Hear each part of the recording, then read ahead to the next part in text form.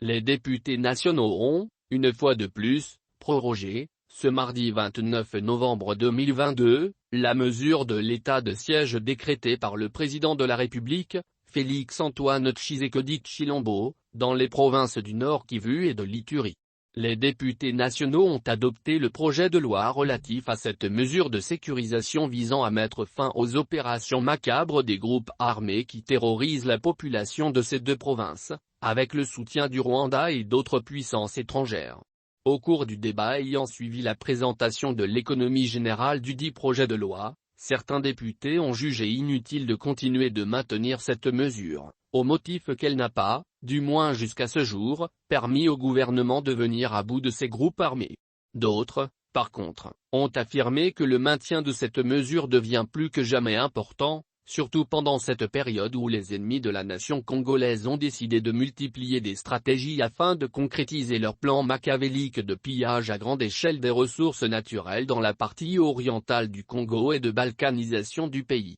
À en croire ces derniers, les députés opposés à la mesure de l'état de siège sont de mèche avec les pilleurs des richesses de la RDC.